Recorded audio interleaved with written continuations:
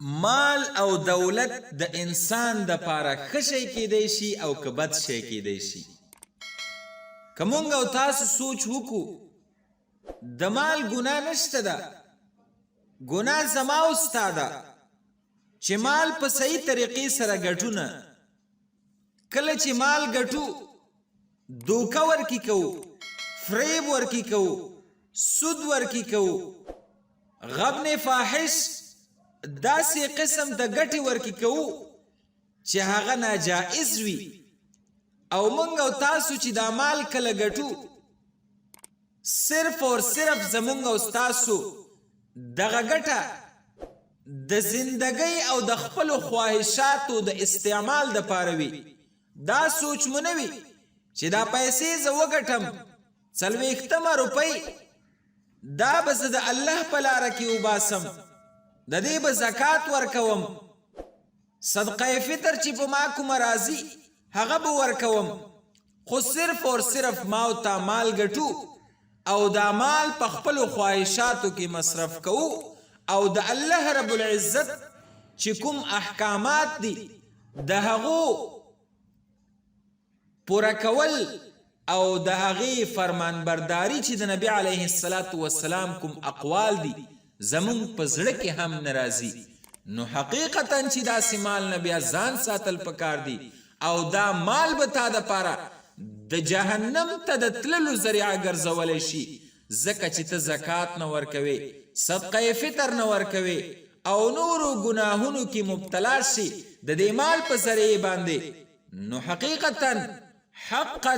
چې تا دپاره دا مال وبال دی او د دې مال په وجه به ته جهنم ته ځي او دا مال بیا ښه شی نه دی. خو لیکن کله چې تقوا او خوف خدا دې په زړه کې وي بیا ته مال ګټې، نیت دې دا وي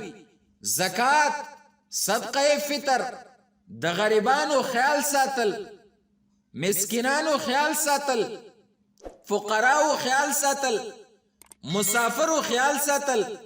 طلباو خیال ساتل، علماو خیال ساتل، د مدارسو خیال ساتل، د مساجدو خیال ساتل، د لارو او د عامه فوائدو د پاره به زه دغه پیسې استعمالوم او په خپلو چې کم ضروریات زما وي د هغې د پاره هم دا مال زه ګټم او په غلطو ځایونو کې د فحشا اډې، د زنا اډې، داسې کارونو کې چې په هغې باندې د الله رب العزت د طرف نه، د رسول الله صلی الله علیه وسلم د طرف نه نکیر موجود وي او منع یې ترې فرمایلی وي، په هغو کارونو کې به زه دا پیسې نه استعمالوم، داسې کسانو ته به یې نه ورکوم چې هغوی یې په فحشا، زنا اډو کې او نورو داسې غلطو کارونو کې استعمالوي، بلکې دا پیسې به زه د الله رب العزت د اعلای کلمت الله د پاره استعمالوم او د هغه ځایونو د پاره به دا پیسې زه استعمالوم او ورکوم به په کومو ځایونو کې چې د الله د دین خدمت کولی شي. پتا لازمه نه ده چې ته کله پیسې ګټې ته به یې خامخا په داسې ځایونو کې ورکوي کومو ځایونو کې چې مدرسې وي، جماعتونه وي یا نور داسې دینی ځایونه وي، خو په تا دا لازمه ده چې دا پیسې تا وګټلې زکات به ورکوي ورکې، صدقه فطر در باندې راغلله هغه به لنډوي او حج در باندې فرض شو حج به کوي. داسې وختونو کې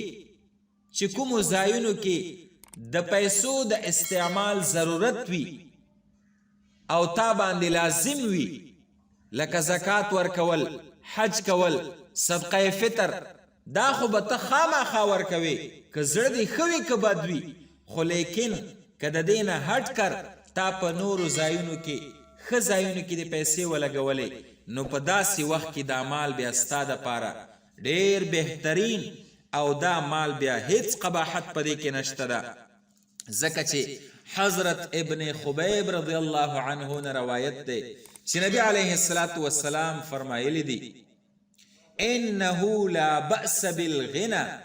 لمن اتقى والصحة لمن اتقى وطيب النفس من النعم.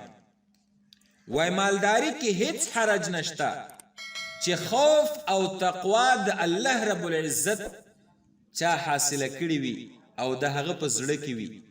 وای داسې طریقې سره صحت د اهل تقوا دپاره یو بهترین شی دی